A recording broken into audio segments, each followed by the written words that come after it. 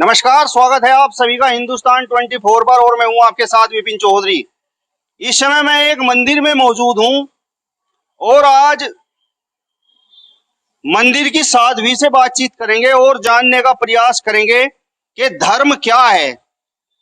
अलग अलग धर्मों के लोग क्या अपने रीति रिवाजों से पूजा अर्चना करके परमात्मा को प्राप्त कर सकते हैं, स्वर्ग को प्राप्त कर सकते हैं, या फिर किसी एक विशेष धर्म के लोगों को ही अधिकार है कि वे अपनी पूजा अर्चना से, अपने रीति रिवाजों से स्वर्ग को प्राप्त कर सकते हैं, परमात्मा को प्राप्त कर सकते हैं।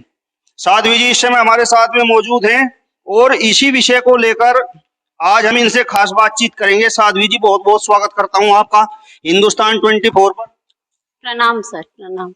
और सबसे पहला सवाल यही है कि धर्म क्या है? क्या हिंदू, मुस्लिम, सिख, ईसाई ये अलग अलग धर्म हैं? सर, सबसे पहले आपने पूछा है कि धर्म क्या है।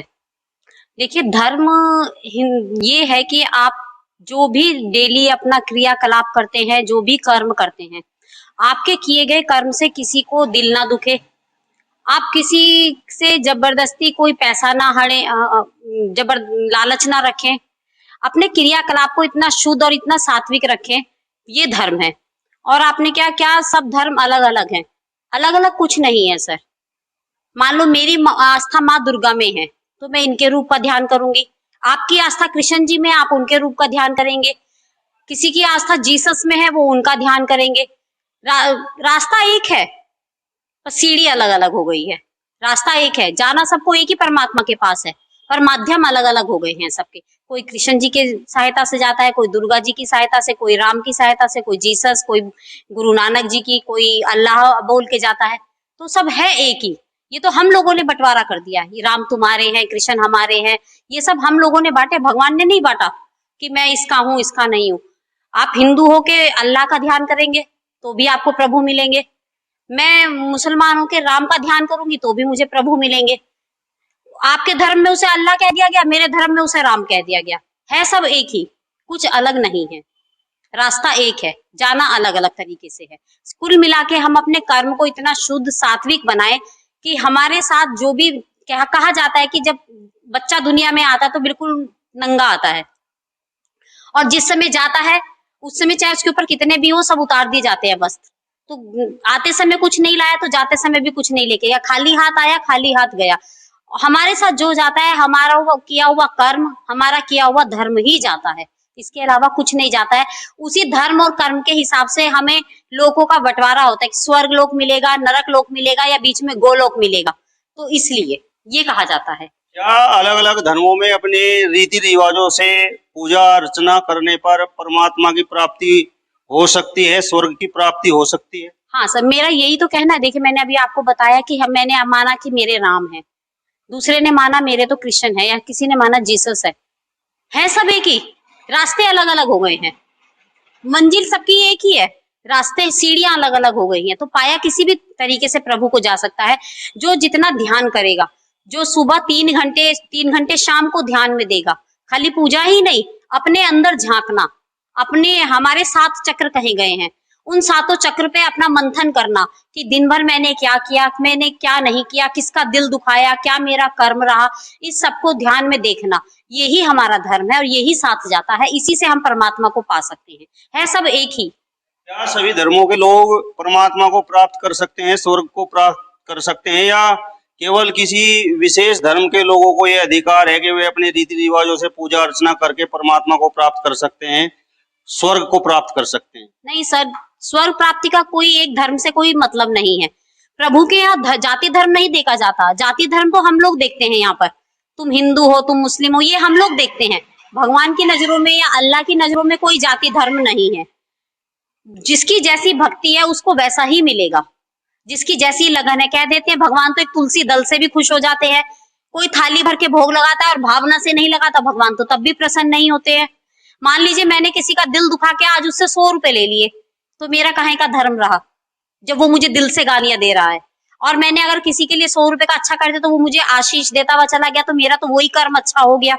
तो किसी वर्ग विशेष का, किसी धर्म का कोई ऐसा नहीं है कि ये ही पूजा कर सकता है तो इसे धर्म मिलेगा, ये नहीं करेगा तो नहीं मिलेगा। ये तो लगन, भक्ति और श्रद्धा और प्रेम पर डिपेंड करता है कि कौन कितनी श्रद्धा से प्रभु को मानता है, कौन कितनी श्रद्धा से प्रभु को भोग लगाता है, तो सबको मिल सकते हैं। किसी का कोई भगवान के ऊपर, भगवान किसी के नहीं है, प्रभु पैसा नहीं देखते, प्रभु भक्ति देखते हैं।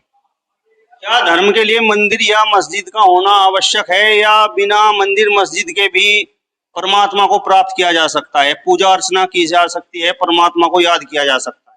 सर पूजा अर्चना तो आप कहीं भी कर सकते हैं, पर ये जो मंदिर मस्जिद का निर्माण है ये इसलिए है कि इनका एक तो माहौल बड़ा साइंटिफिक, ये मंदिर मस्जिद बड़े साइंटिफिक तरीके से बनाए जाते हैं। जब आप किसी मंदिर में प्रवेश करते तो आपको खुद को महसूस होता है कि हम जो है बहुत अच्छी पॉजिटिव जगह पे आ गए हैं। वहां की जो वाइब्स होती हैं, जो वहां का एक ऑरा होता है, वो पॉजिटिव होके आपकी कहीं दुखों को अंत करता है। इसलिए मंदिर मस्जिद बनाए जाते हैं, लड़ने के लिए नहीं बनाए जाते मनुष्य के कि ये तेरा ये मेरा। मंदिर मस्जिद बनाए जाते हैं, सामने हम अगर शंकर या हम कृष्ण भगवान की मूर्ति लगाते तो हम उनके उस मनोहर स्वरूप का, उनके उस स्वरूप का दर्शन करते हैं जिसे जो हमने एक इमेजिनेशन की हुई है कि प्रभु का रूप ऐसा है, हम उसमें अपने आप को लीन कर देते हैं। बिना मूर्ति के, बिना मंदिर मस्जिद के भी ध्यान पूजा की जा सकती है, पर अपने मन को एकाग्र, दुनिया से बचने के लिए, शोर शराबे से बचने के लिए मंदिर मस्जिद हैं। ये कोई जरूरी भी नहीं है और पर जरूरी भी है, क्योंकि हम उसके अंदर बैठते हैं प्रभु। जो माँ दुर्गा है, आप देखा उनके 10 हाथ हैं और 10 हाथों में 10 शस्त्र हैं, तो इसका मतलब क्या है? ये 10 शक्ति हैं, 10 शक्ति हैं कि औरत कमजोर नहीं है, क्योंकि हमारा समाज कहीं ना कहीं पुरुष प्रधान समाज है। पर माँ शक्ति के हाथ में 10 दक्ष। हम पूजा शक्ति की करते हैं पर हम कन्याओं की पूजा नहीं करते। रोज आए दिन संसार में इतने ज्यादा रेप बलात्कार होते हैं, क्यों? जब आप माँ की पूजा करते हो और नवरात्रों में 10 दिन आप कन्या पूजन करते हो, तो बाकी दिन में आप कन्या की पूजन क्यों नहीं करते हैं? तो यही सब चीजें अपने अंदर लानी है कि जब हम माँ को माँ की तरह पूजा करके मानते हैं तो कन्या को भी हम माने, दूसरे की लड़की को भी माँ देखे, तो संसार में शायद ये सब इतना ज्यादा अत्याचार, इतना ज्यादा बलात्कार, ये सब खत्म हो जाएगा जब हम अपनी नजर को निर्मल कर देंगे और माँ के उन 10 शक्तियों का ध्यान करेंगे जो उन्होंने समय आने पर राक्षसों का वध करने के लिए यूज करी थी। क्या ईश्वर के अलावा किसी और के सामने सर झुकाना, सजदा करना सही है? सर वैसे तो ईश्वर के अलावा आप किसी और के सामने सिर झुकाते, ये तो आपकी श्रद्धा का विषय है। कौन किसको कैसे मानता है ये आपकी श्रद्धा है, पर परमात्मा से, प्रभु से बढ़कर तो दुनिया में कोई नहीं है। सर्वशक्तिमान वो ही है। आप उनके सामने सिर झुकाइए, उनसे प्रार्थना कीजिए, वो जरूर आपकी सुनेंगे। अगर आपकी